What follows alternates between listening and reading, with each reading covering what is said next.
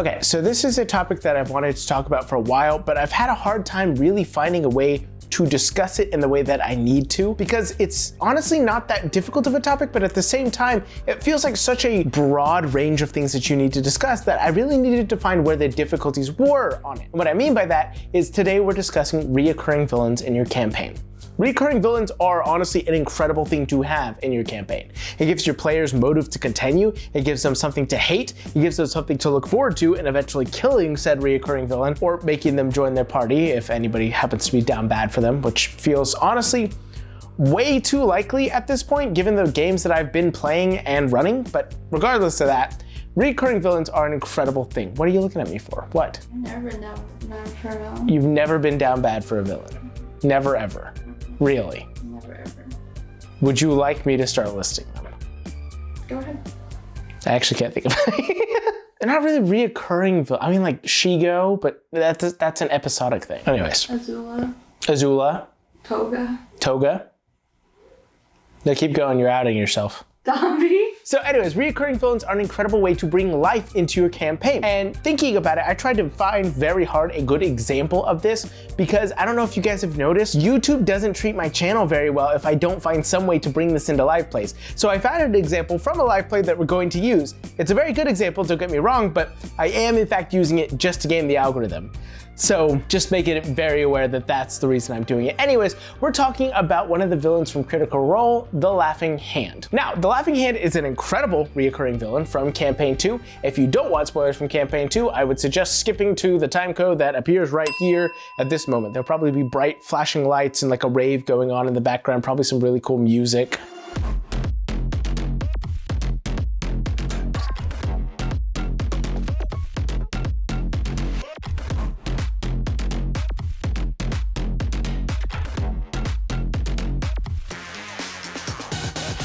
You can edit all that, right? The silence is telling.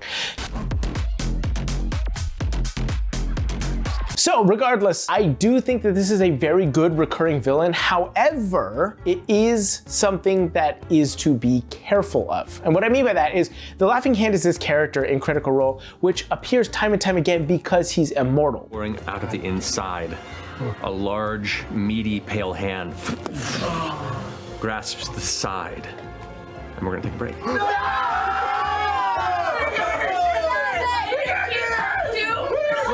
We're about to go into probably a longer second battle. This is a beat where we can... It's going to be a master debate! We'll come back with whatever this thing is. The first time he appears, it's honestly in a terrible situation where they don't want to fight. One, because it's a very difficult fight that they've already had to waste resources on. And two, because one of their own party members is now fighting against them. So they have no desire to fight to the death. But the more that he begins to appear, the more they begin to grow a respect and fear of this monster. About 15 feet off through the forest, the hulking shape of the Laughing Hand slashes through this large cluster of tangled net-like vines that just also flap onto the ground. And with each step you hear like 4 or 5 weird swirling laughs. But the reason he's recurring is because he's immortal. There's no point in killing him, he will come back. Let me make it clear, in 90% of circumstances when creating a recurring villain, please don't make them immortal. Because it means that there is no point in fighting them in the first place and there's not gonna be a lot of investment in them. Truthfully, the reason that the Laughing Hand was such a truly engaging character was because of the fact that he was only a side villain, not the true reoccurring villain. The actual person they wanted to defeat was Oban, but the Laughing Hand was this really powerful side villain that was reoccurring enough to be an issue that they never wanted to actually initiate with it until they knew that they could kill it. Okay, spoilers over. But that being said, finding a way... Why didn't you give a spoiler warning? I will...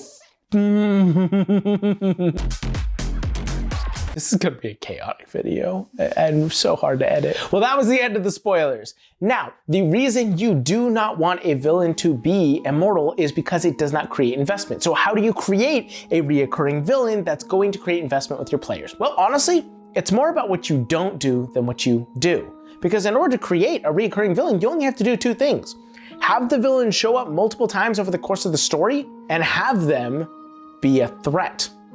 That's it. That's really all you have to do. Now, what you have to not do in order to make it something that's actually going to mean something to the players is you have to make them not so annoying that the players pursue them relentlessly without anything else on their minds. You have to make them not so powerful that there's literally no point in fighting them, and it's just anytime they show up, all right, time to run and do nothing else, and not make them so integral to the story that they end up showing up far more than you would have initially anticipated. You have to find a balance. A balance of making the villain leave the story and come back without the players choosing to pursue them, because the thing is, a reoccurring villain in TV shows is very different than a reoccurring villain in D&D campaigns. A reoccurring villain in TV shows will show up probably once, maybe twice a season. They'll be there, be a very fun foil to the characters, and eventually leave. And the characters will not pursue the villain, whether because something in the story says they cannot, or whether because the writers told them to. The point is, they're not going to do that. However, in a campaign, let's be super real. The players are going to pursue a villain if they end up being too much of a problem. If they keep being a thorn in their side, if they keep being too interesting of a character, or if they keep being just that close to death, the players are never going to give up. So, what do? Well, there's a few different things. One, you could pursue the whole immortal route, though again, I would just keep that on the back burner as a last resort. Make your wish and I shall... Make me immortal! Oh. Really? Wow. I can't remember the last time someone actually nutted up and asked for that. Congrats. Can't wait to hear how you this up. Wait, the hell's that mean? It means your wish has been granted. But instead, I would do a few different things. One thing you can do is make sure that the villain is just not worth killing, either by making them so annoying that they can definitely be a problem, but not making them dangerous enough for the players to truly want to pursue. Every time they show up in combat, they leave, but there's always something more pressing that causes the players to focus on. And honestly, that's probably the best way to do it. Always making sure there's something else that is just a little bit more important than the actual villain. Say you have this pirate who keeps showing up and messing with your party over and over again, but every time that he starts to leave, he causes something to happen, whether he lights their boat on fire to the point where they must take care of that, or lose their boat, which is something that's very precious to them. Or maybe they're in a cave, and as he leaves, he starts to cause a cave-in that's going to force them to have to go the opposite direction, because if they follow him, they will almost certainly get crushed. Something that's always going to be just on the level of importance over pursuing the villain will allow them to arrive over and over and over again, which is a good thing to do. The other thing you could do is always provide a reason of why it's not going to be worth killing the villain without making it feel cheap. I keep coming back to the immortality thing because honestly, it encourages you to not have engagement. Why do I want to kill this guy? Why do I want to fight this guy if he's just gonna keep coming back?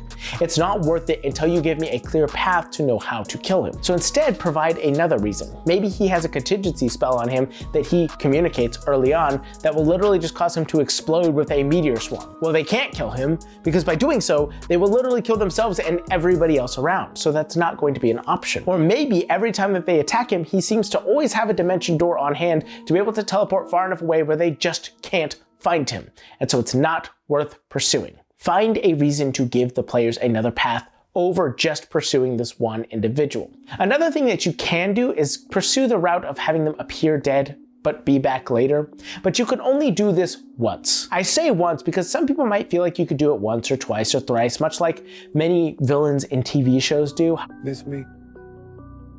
However, again, the players will pursue the villain. The moment they realize that the villain might come back because they did it one time before, they will do it again. And I say this from personal experience. One time I was running a campaign where there was a, angel turned devil that was constantly coming back. And the very first time he came back, from that point on, they knew to burn all bodies and try and make sure to desecrate the ground around it to make sure it would never come back again.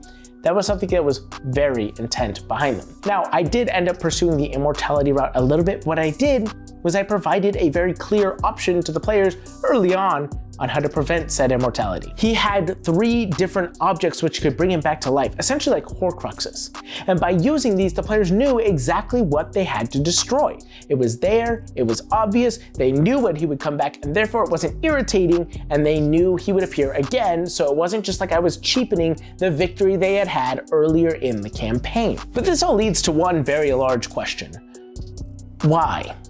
Why would you want to have a reoccurring villain? What exactly does it provide to your campaign? And the answer is investment.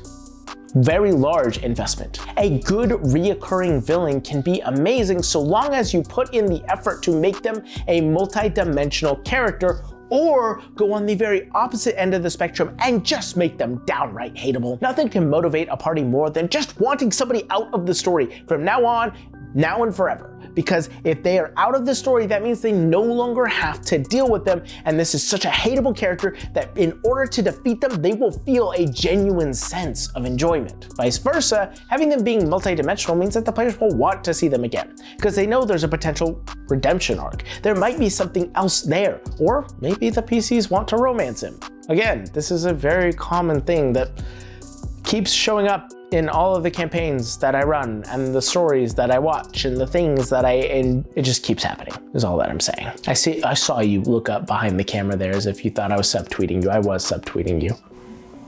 Listen, I don't deserve this bullshit. I'm literally the most ideal D&D player. The most, would you like to give your resume of why you're the most ideal D&D player? I keep the story moving. You do keep the story moving. It's hard to keep it from not moving when you're burning it behind you. Regardless, a recurring villain can really add a level of moral ambiguity to a campaign, or moral black and whiteness that you really need. It depends on what your party wants, but it gives a reason to continue to pursue through the story, and also gives the party levels of which to gauge of where they're at. How much is this villain actually a problem? Are they getting stronger? Is the villain getting stronger? And therefore they know that whatever threat they're facing is going to continue to rise to meet them. It adds context, and context is an amazing thing to add within your campaign. So try and pursue that and add that in, and I guarantee you it's going to add a level that is amazing. Again, so long as you don't make them immortal. I cannot stress it. Like, Matt did a great job making an immortal enemy. It was amazing. It was added into the story. It was beautiful, but please be careful with immortality, because it will so quickly run your players raw, because the only thing that D&D gives them is to hit points, and if they can't hit points, then it's just going to be extremely boring. Yeah, okay, so I'm gonna have to stop you right there. First question, why would he summon the dead zone? The only thing that could defeat him? Okay, you know, I wrote myself into a corner with that whole immortality thing, pretty much regretted it immediately after. Second question, and I mean no offense, why exactly were you there? I do bring a certain humanistic edge to the setting. And why did you write yourself getting peed on? The better question is, how much will you pay me to get peed on? You're gonna go far in this business. I'm not saying this because of personal experience or anything. I haven't done that to my players, I swear. Sorry, guys. So anyways, add a recurring villain to your campaign. Or don't. I'm not your dad. Go out into the world, make it your own. And never forget to play a role. Oh, wait, hold on. Wait. Don't leave. Like, subscribe, comment. Bye! I'm so good at being a YouTuber.